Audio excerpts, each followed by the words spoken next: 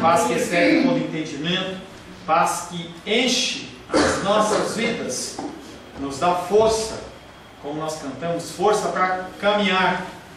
Quando o sol se pôr e a noite chegar, tu és nosso abrigo, não tem outro abrigo. Ele é aquele que guarda, aquele que protege. Para alguns profetas ele foi a caverna, para outros foi uma tenda, para outros um palácio, mas sempre ele é o nosso abrigo. Amém. Em nosso último encontro, estivemos meditando sobre o tema fé em Cristo e dor humana. Eu gosto muito de utilizar de uma maneira jocosa, de uma forma brincalhona, figuras de linguagem erradas. E eu vou fazer de novo, a Shira já até olhou, né? A dor dói. A dor dói. Mais que uma redundância ou uma piada, isso é uma realidade, muitas vezes cruel. A dor, ela dói. Nós temos dores de todo tipo. Dores físicas, dores emocionais, dores espirituais. Palavras. Tive o privilégio de estar falando numa conferência lá da CEBI, para um grupo de pessoas, falando sobre aconselhamento bíblico em caso de agressão verbal. A agressão verbal, ela machuca tanto quanto um soco na cara.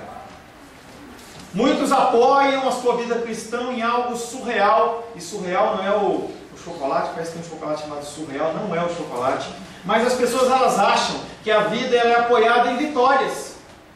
Ela é apoiada em coisas apenas boas, em apenas alegrias, e não é. Nós temos vivido situações e temos visto que é difícil continuar caminhando. Situações das mais complexas ou as mais simples nos levam a dores, e a dor, ela dói. A vida não é um mar de rosas, a vida não é algodão doce. A vida ela é complicada e tem muitos espinhos. Ao menor percepção do som da onda da tribulação, nós nos agitamos, como se fosse necessário uma verdadeira caça às bruxas. Quando a coisa ruim acontece, a primeira coisa que você começa a buscar é: cadê o diabo nisso? Você esquece que vieram consequências, são consequências das suas ações, consequências de decisões passadas sem terem sido colocadas na presença de Deus. E aí o que acontece é que nós temos que lidar com a dificuldade, não tem o que fazer. Não dá para você simplesmente largar, não dá simplesmente para você abrir a porta e ir embora. Não, você tem que lidar com cada situação. E a situação ela vem novamente, até que você e eu aprendamos. Enquanto nós não aprendemos, a gente continua passando por isso. Uma busca desesperada de tirar o incômodo das nossas vidas não é a solução. Porém, apesar de desagradável, a luta e a dor que advém dela, ela é terapêutica. Você sabia que a sua luta e a sua dificuldade, ela é terapêutica? Ela é algo que vai fazer com que você cresça, com que você comece a lidar com as pessoas e as situações de uma maneira diferente. A dor, ela é terapêutica, pois nos ensina a dependência de Deus pela fé. O que a sociedade hoje menos quer é lidar com a dor. O que a pessoa quer é que alguém tire a dor, seja através do medicamento, seja através de uma orientação. Não, rompe mesmo, divorcia mesmo, separa, vai viver a sua vida. É a coisa mais simples que tem, só que você não aprende. Para os filhos, tudo coopera para o bem daquele que ama a Deus, que é chamado segundo o seu propósito. Se você é cristão, toda luta e dificuldade que você passa, ela vem com o objetivo de fazer você se tornar mais parecido com Cristo. Você pode não conseguir enxergar, mas a ação de Deus é desta forma. Ele age através da dor. Nós temos o exemplo de Jesus Cristo, em Isaías 53 ele fala: agradou ao Senhor moê-lo, porque havia, não de Jesus aprender alguma coisa, mas nós aprendemos através do sacrifício de Jesus Cristo. Amém. Mas saiba que você, como filho, tem uma esperança. Sempre, e sempre, e sempre Deus está no Aleluia. Glória a Deus. Bom, poderíamos ir embora. Se você entender isso, a sua vida vai ser mais tranquila, sua vida vai ser mais cheia de paz. Se você entender que Deus está no controle de todas as coisas, você tem mais paz. Amém. O verso da semana passada que ficou, João 11, 25. Disse-lhe Jesus: eu sou a ressurreição e a vida. Quem crê em mim, ainda que morra, viverá. Nada do que nos vem a acontecer passa desapercebido dos olhos de Deus. O nosso Deus tem os seus olhos postos sobre toda a terra. Nada escapa dele. Tudo que acontece com você está dentro dos planos dele, seja porque ele determinou assim, ou ele permitiu que você passasse, para que você aprendesse algo. Não há para Deus um plano B. O que acontece é exatamente o que tinha que acontecer. Nossa vida na terra deve seguir os passos do nosso mestre. O discípulo não é melhor do que o seu Senhor. Não devemos almejar, sofrer. Eu não estou falando para você ir buscar dor. Não estou falando isso. Não estou falando para você falar assim: olha, eu vou arranjar essa confusão aqui, eu vou arranjar aquela confusão lá, porque aí Deus ele vai me tratar. Não é isso que eu estou falando. Não devemos almejar sofrer, mas diante da luta, diante da dificuldade, diante da dor, cabe a nós olhar para a cruz, glorificar a Deus através da perseverança e fé. Quem crê em Cristo, ainda que morra, viverá. Não Amém. Você não vai morrer uma morte física, ou você não vai morrer uma morte eterna. Uma das duas você vai ser livre. O que importa é que no final dos tempos você vai passar a eternidade com o Senhor, sem a sua luta, sem a sua dificuldade, em nome de Jesus. A palavra de hoje, eu mudei de última hora. O Mestre chegou e te chama. O Mestre chegou e te chama. Quero convidar você a abrir a palavra de Deus no Evangelho de João, capítulo 11. Mais uma vez, vamos ler o Evangelho de João, capítulo 11.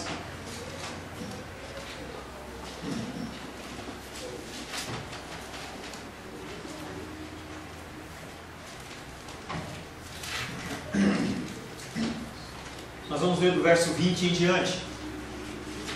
Evangelho de João, apóstolo João, o amado de Jesus, capítulo 11, versos 20 em diante. Assim diz a palavra de Deus. Marta, quando soube que vinha Jesus, saiu ao seu encontro. Maria, porém, ficou assentada em casa. Disse, pois, Marta a Jesus: Senhor, se estiveras aqui, não teria morrido meu irmão. Mas também sei, mesmo agora, que tudo quanto pedires a Deus, Deus te concederá. Declarou-lhe Jesus: teu irmão há de ressurgir. Verso 24. Eu sei, replicou Marta, que ele há de ressurgir na ressurreição do último dia. Disse-lhe Jesus: eu sou a ressurreição e a vida. Quem crê em mim, ainda que morra, viverá. E todo o que vive e crê em mim não morrerá eternamente. Crês isto ou crês nisto? Sim, Senhor, respondeu ela. Eu tenho crido que tu és o Cristo, o Filho de Deus, que devia vir ao mundo. Tendo dito isso, retirou-se e chamou Maria, sua irmã, e lhe disse em particular: o Mestre chegou e te chama. Ela, ouvindo isso, levantou-se depressa e foi ter com ele, pois Jesus ainda não tinha entrado na aldeia, mas permanecia onde Marta se avistara ou se encontrara com ele. Palavra do Senhor, amém? Amém. Senhor, em nome de Jesus, queremos mais uma vez colocar a nossa vida nas tuas mãos. Estamos neste lugar, Pai, desejosos de ouvir a tua voz, de ouvir a tua direção. Pai querido, aquele que vos fala, Senhor, tem muitas falhas, muitas dificuldades. Eu não sou digno, Pai querido, de ser um proclamador da tua palavra, mas eu peço que o Senhor me conceda, Pai querido, graça, que o Senhor tenha misericórdia dos teus filhos e das tuas filhas, para que eu não venha trazer algo do meu coração, mas eu venha trazer algo que venha do teu altar. E sobre nós desça, Pai querido, o Espírito Santo de entendimento. Que nós possamos, Pai querido, granjear em meio a palavras, em meio a ilustrações, Pai, ensinos que provêm da Tua Palavra, que gerem em nós mudança e transformação. Que nós possamos, Pai, a partir desta palavra, crescermos à estatura do varão perfeito, Jesus Cristo. Em nome de Jesus. Amém. Amém. O Mestre chegou e te chama. É um título que eu achei interessante, eu mudei de última hora, lembrando da Santa Ceia, porque ele fala, o Mestre, tem até musiquinha, né? O Mestre te chama, vem cear. O Mestre chama, vem cear. O primeiro versículo que nós vamos meditar é João 11, 26, mas para facilitar o nosso entendimento, eu vou ler o 25 também novamente. Disse-lhe Jesus, eu sou a ressurreição e a vida. Quem crê em mim, ainda que morra, viverá. E quem vive e crê em mim, jamais morrerá. Crês nisso? Talvez o outro título que eu poderia dar para essa palavra é: crês nisso? Crês nisso? Cristo é a vida, e Ele o é, porque dela tem total domínio, e jamais permite que a vida que entregou a alguém se perca. Ele é o autor da vida. Ele é aquele que me resgatou e é aquele que te resgatou. Não há possibilidade de ninguém te tomar das mãos dele. Jesus Cristo com você é que nem a mão daquele muquirana, aquele homem que coloca um sorrisal na mão, pula dentro da piscina e sai do outro lado com ele sequinho. Ele não permite que você seja tomado, que você seja tirado, porque Ele é o autor da vida. Ele não permite que, e tendo entregue a vida dele, que algo troque, que algo mude, que algo faça alteração no seu coração, para que você se perca. Não tem como acontecer isso, porque Ele assim o determinou. Se nós formos entregues aos nossos desejos, quem sabe o que pode acontecer? João 6,37.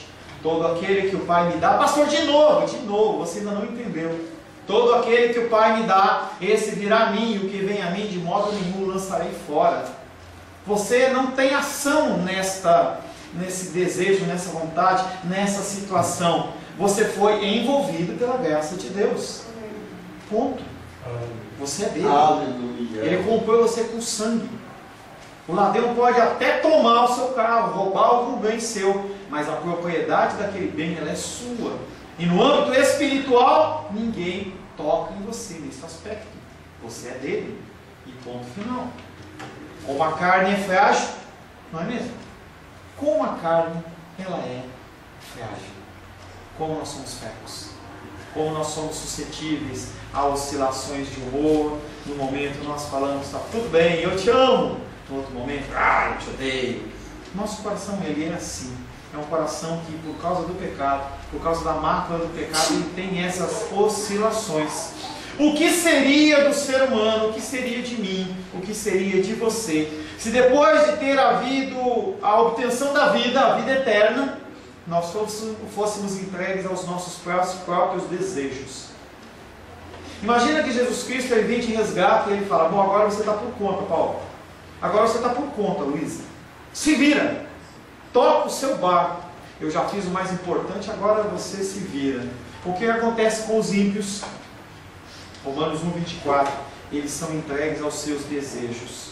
Romanos 1,24 diz: por isso Deus os entregou tais homens à imundícia, pelas concupiscências, e não é concupiscência, porque não é uma ciência, mas é uma concupiscência do seu próprio coração, para desonrarem o seu corpo entre si. Romanos capítulo 1, ele fala muito forte sobre o desejo humano dos ímpios, em que Deus, ele simplesmente falou: você quer ir?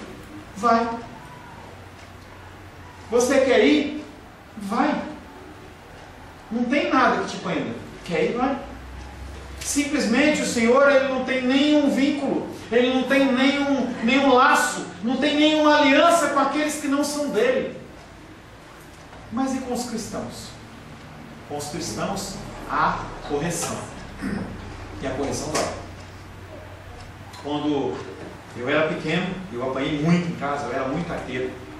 O chicote cantava. Eu não fiquei traumatizado, entendeu? Minha mãe fazia umas salmouras, colocava aqui no meu bumbum, entendeu? Aqui nas costas, uma cintada aqui. Não fiquei traumatizado, eu aprontava e aquilo me deu uma forma de Deus me ensinar o que eu deveria aprender. Entenda que o meu pai não me agredia, não me espancava, não é nada disso, entendeu? Ele me trazia uma correção de um homem que não conhecia e não conhece Cristo, dentro do entendimento dele, o que tinha que ser feito, e eu glorifico a Deus, porque pelas atitudes dele, ele me formou quem eu sou. E Deus faz o mesmo. Antes que você abra o seu olhão e fale assim, é melhor conversar, agressão, Deus, ele corrige.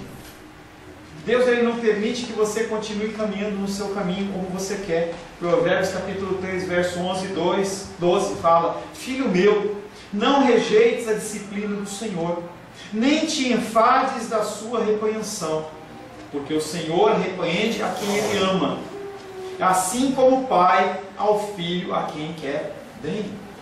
Por isso que eu falei que a dor na minha vida e na sua vida é terapêutica, porque quem permite ou quem determina não é o diabo. Tira o diabo da jogada.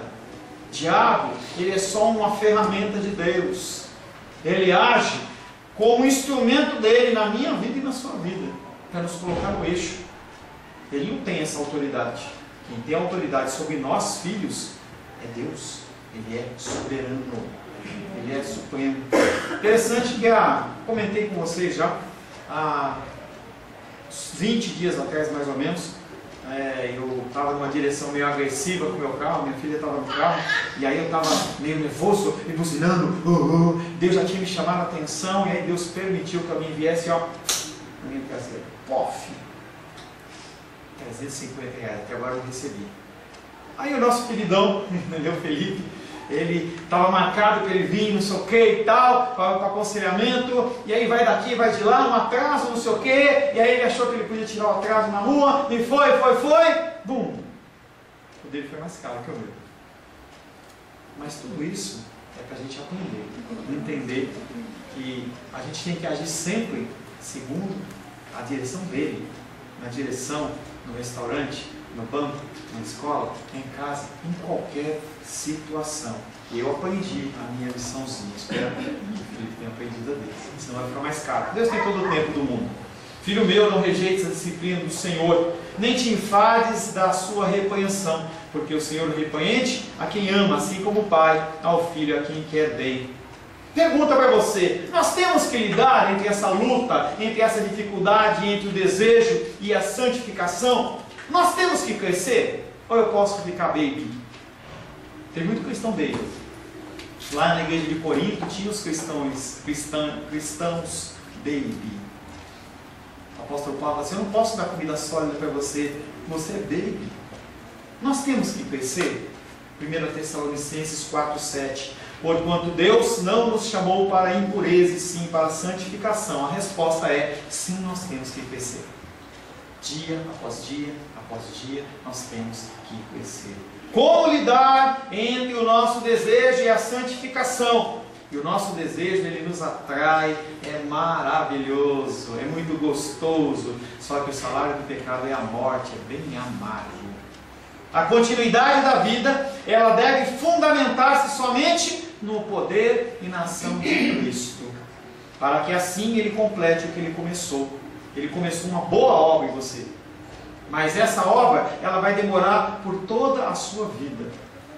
Alguns começam mais cedo, outros começam mais tarde, mas todos que são dele, em algum momento começam essa reconstrução, essa restauração do templo.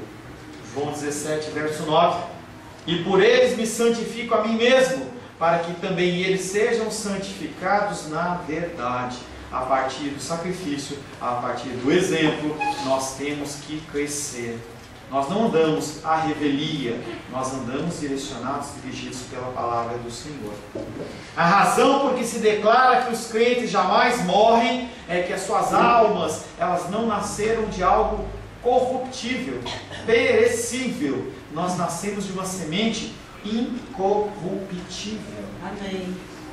Você foi gerado, sim, pela sementinha do papai e da mamãe, mas antes disso, você foi gerado no mundo espiritual pela morte de Cristo. Aleluia. Romanos, 1 Pedro, capítulo 1, verso 23. Pois fostes regenerados não de semente corruptível, mas de uma semente incorruptível, mediante a palavra de Deus, a qual vive e é permanente. Ela não para, ela não passa, não deixa de vigorar. Algumas leis, e aí no âmbito jurídico, se você não observar as leis, daqui a pouco aquela lei ela deixa de existir, ou deixa de ter valia, porque uma outra substituiu, e se você não conhece, você acha que está tudo certo. Não está tudo certo. Mas a lei do Senhor, ela é eterna e ela é permanente. Os crentes têm Cristo habitando neles, de quem recebem perpétuo vigor. Por isso que você não cai. Por isso que você continua caminhando. Porque o Senhor dentro de você, Ele te dá forças para caminhar. Os crentes em Cristo têm habitando neles, tem Cristo habitando neles, de quem recebem perpétuo vigor. Pois ainda que o corpo se sujeite à morte, em decorrência do pecado, todavia o Espírito é vida por causa da justiça. O seu corpo padece. A gente vê Helena tão novinha, muito ainda para viver. Ainda vai crescer, vai nascer os dentinhos. Quando eu estiver lá para os 12, 13, 15 anos, ela vai ter o período dela de menstruação. Depois de um tempo, depois de mais 50 anos, né, Felipe, ela vai poder namorar, ela vai casar, entendeu? Claro, né, Felipe? Não concorda comigo? É lógico. Você entendeu bem o recado. Entendeu? Em algum momento ela vai constituir família. Quantas coisas ainda há para acontecer?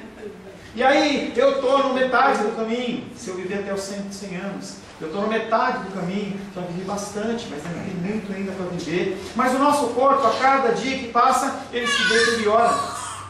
A cada dia que passa, fica mais difícil dar um passo. Você lê. Eu ainda não uso óculos, porque eu sou novo, né? Faz tempo que eu não uso essa, né? Não, né? Eu uso outro dia. Semana passada, desculpa. Mas eu gosto de falar, né? Porque o Senhor me concede a visão. Eu não uso óculos ainda, mas quando eu tiver a idade para usar óculos, aí eu vou usar óculos. Mas o nosso corpo, ele se deteriora. A cada momento da nossa vida, o nosso corpo se deteriora. Você não consegue, dependendo da sua ideia, da sua idade, comer mais alguns tipos de comida de determinada hora, porque ele te dá má digestão. E varia a glicose, né, Lourdinha? E dói as costas, e isso e aquilo. Coisas que ainda os novos não percebem. A gente vê assim, por exemplo, a Gabi e o Serginho, que eles estão falando, isso não tem nada, não sente dor, não sente sono, nada, é tudo lindo, maravilhoso, que coisa boa, né? Mas esse tempo passa. Mas o nosso espírito, Passa rápido. o nosso espírito, ele é renovado dia após dia. Cada dia o nosso espírito é renovado por causa do sacrifício de Cristo. Romanos 8:10. Se porém Cristo está em vós, o corpo na verdade está morto por causa do pecado, mas o espírito é vida por causa da justiça. Ele é a nossa justiça. Aleluia. O homem exterior diariamente se deteriora, porém em Cristo o homem interior é diariamente renovado. Qual a consequência desse renovo diário? Qual a consequência de você espiritualmente estar crescendo?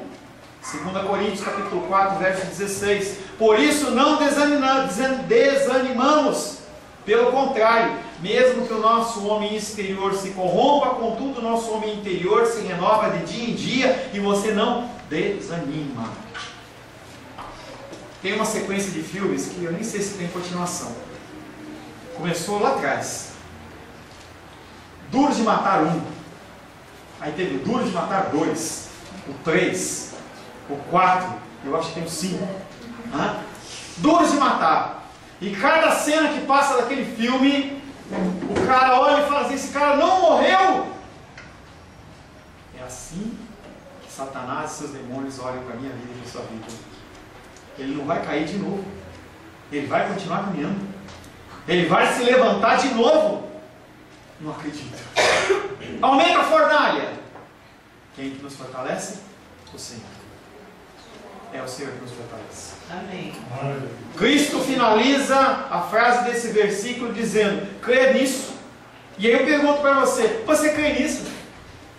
Você crê nisso? Crê ou não crê? Sim ou não? Creio. Como diz o bispo lá, amém ou não amém? Gente, vocês estão vivos?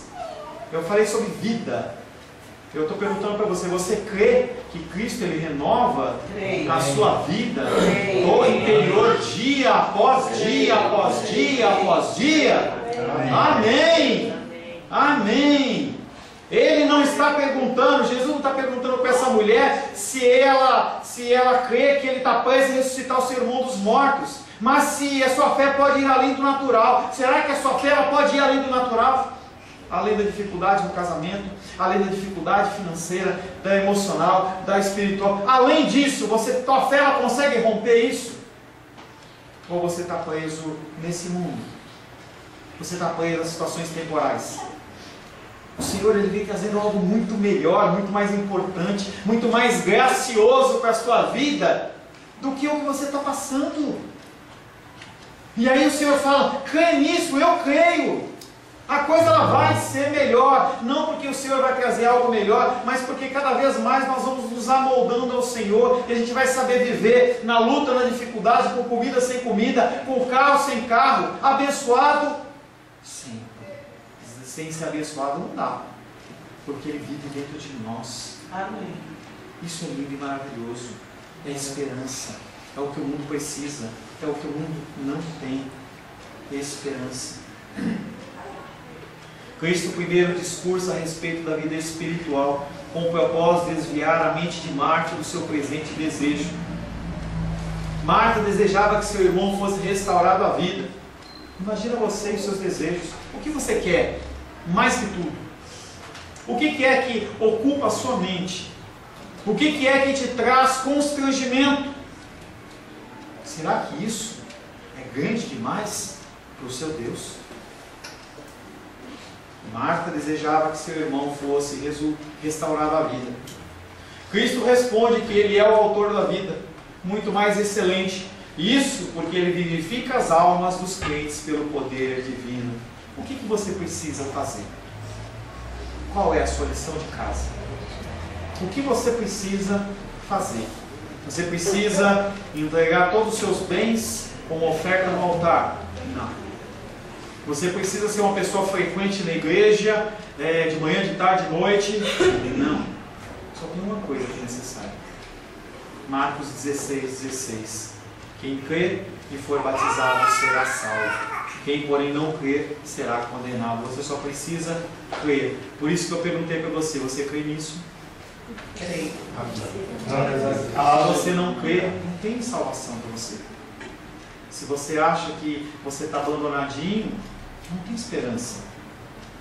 As pessoas não têm esperança. Para o crente verdadeiro, a morte ela não existe. 1 Coríntios capítulo 15, versos 55 e 56. Onde está a morte, a tua vitória?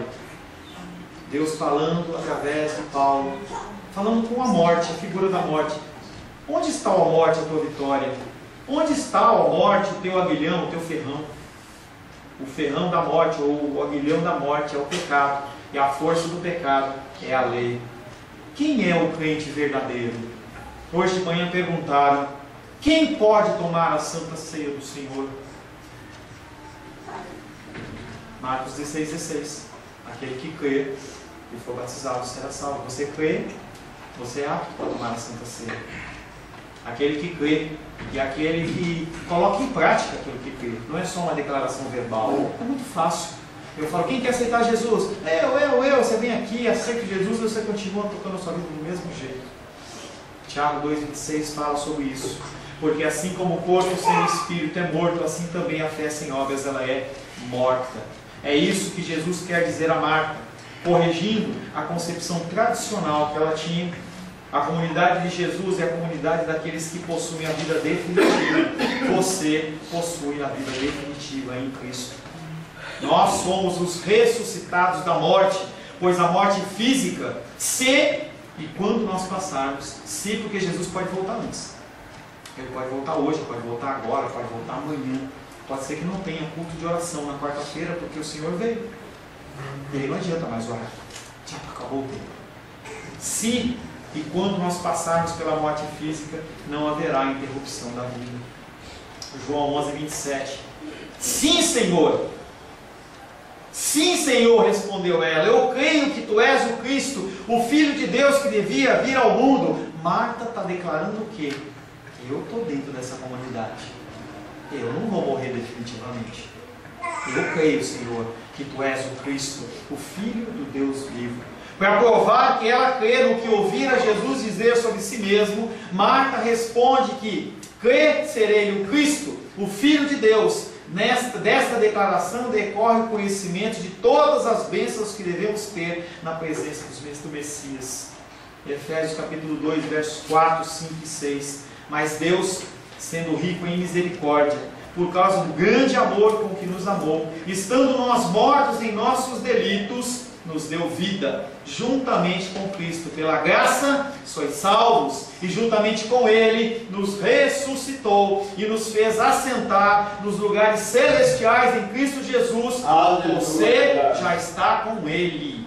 Amém. Nada que você venha fazer, e eu não estou dando carta branca para você meter o pé na jaca, não, porque se você fizer isso, o que você menos é cristão.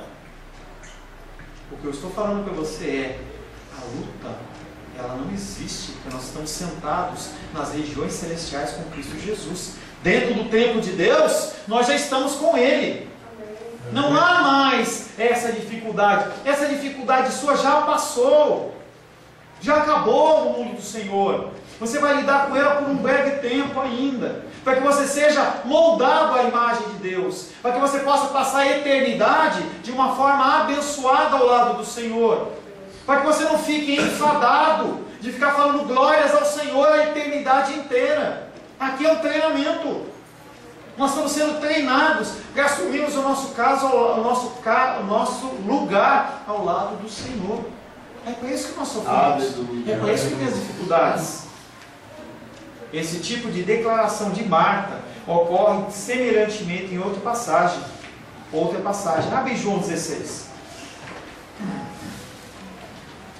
Evangelho de João 16, nós vamos ler 3 versículos.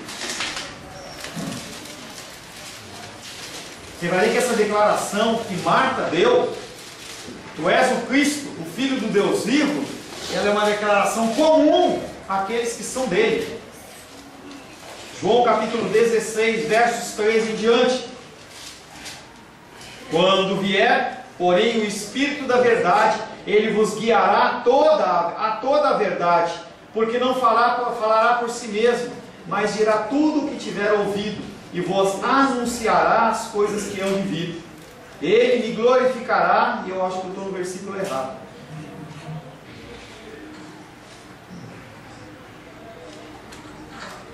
Não é essa passagem, e eu não vou procurar, mas eu vou falar de cabeça, mais ou menos.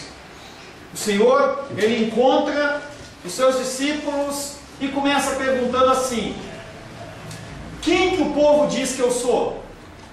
O que falam de mim? Aí um diz que o Senhor é o profeta, outro fala que o Senhor é um homem bom, tem uma série de adjetivos. E aí Pedro sai e fala, Jesus pergunta para Pedro: Pedro, quem que para vocês eu sou? E aí Pedro olha e fala: você é o Cristo, o Filho do Deus vivo. Glória a Deus. O Cristo, o Filho, se você encontrar, me avisa que a gente lê, tá? Cristo, o Filho do Deus vivo. Essa declaração é uma declaração que tem que estar na minha boca e na sua boca. Quem é Jesus para você? Será que ele é só um profeta? Será que ele é só uma pessoa que restaura um relacionamento?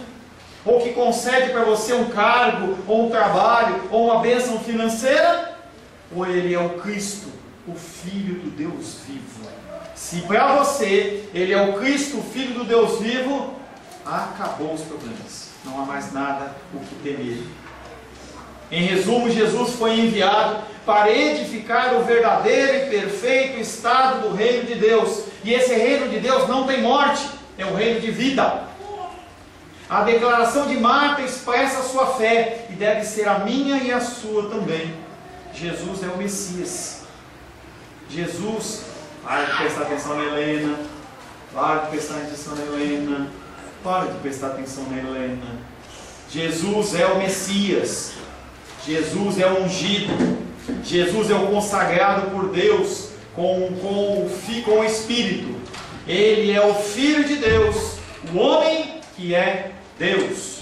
João 11, 28, nosso último versículo. Tendo dito isso, afastou-se e foi chamar sua irmã Maria, e em particular lhe disse: Mestre, chegou e te chama. A resposta de Marta é a plena ação do Espírito Santo que traz aos nossos lábios a verdade de Deus. Você só consegue falar que Jesus Cristo é o Senhor através do Espírito de Deus. Aleluia. Não tem como você falar na carne. Um satanista, ele não fala que Jesus Cristo é o Senhor. Ele vai falar, ele engasga. Ou se fala, ele fala de uma maneira mecânica. É uma coisa que eu estava conversando com a Shirley hoje. Pessoas dentro da igreja que declaram que Jesus é o Senhor, mas que têm os seus corações vazios de Deus. É igualzinho. Pastor, os textos estão em Mateus, tem Mateus, Marcos e Lucas. Fala uma, por gentileza, para mim. Lucas 9, do 18 a 21. Lucas 9. 18 a 21. Lucas 9, de 18 a 21. Diz assim: estando ele orando à parte, achavam-se presentes os discípulos, a quem perguntou: quem dizes às multidões que sou eu? Responderam eles: João Batista, outros, Elias, e ainda outros dizem que ressurgiu um dos antigos profetas. Jesus pergunta: quem dizeis que eu sou? Quem vocês, discípulos, falam para esse povo que eu sou?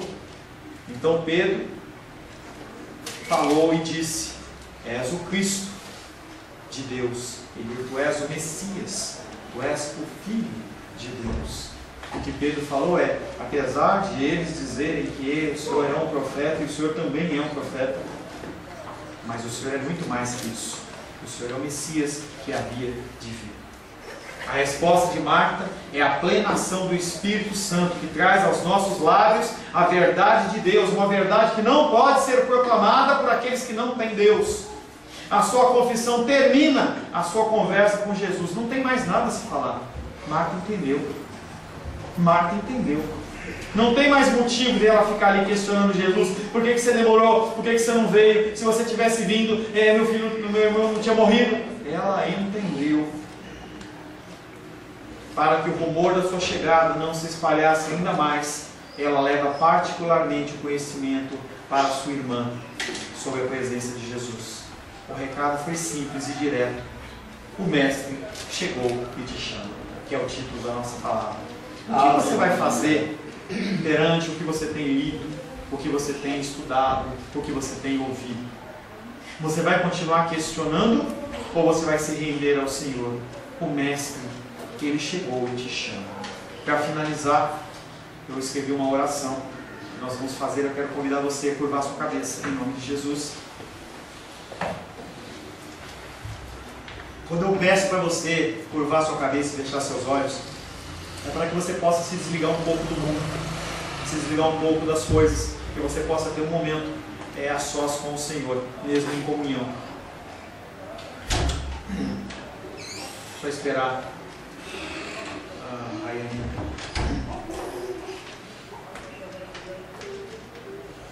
Senhor Jesus, assim como te entregaste nas mãos do Pai, eu também venho agora a ti me entregar.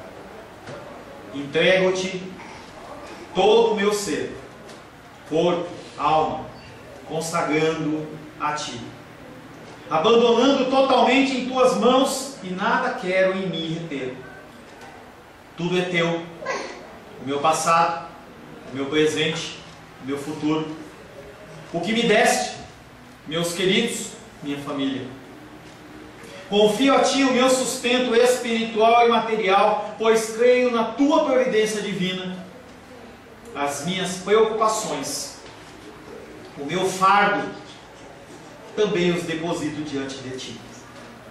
Agradeço-te por tudo que assim me permites passar, pois creio fortemente, totalmente, que tu me amas e confio incondicionalmente no teu amor por mim. Também hoje, Senhor, venho pedir perdão. Perdão, Senhor, por eu não ser a chuva que se nega a cair, que se nega a irrigar o solo do coração humano, que se nega a perder-se na terra, muitas vezes por palavras que nós falamos e não são ouvidas, quando tão simples e gratificante é te servir em amor. Senhor, eu creio que a tua palavra é vida e que ela é a que gera a tua vida em mim. Por isso, quero agora me comprometer contigo, pedindo a tua ajuda, pedindo o teu auxílio, para que eu possa ler a tua palavra, para que eu possa meditar na tua palavra, para que eu possa viver a tua palavra todos os dias. Aleluia. Dá-me, Senhor, a luz do teu Espírito, para que ela revele em mim a tua verdade e transforme o meu coração. Jesus Cristo, eu te amo, eu me entrego a ti e em ti confio. Em nome de Jesus, todos digam amém.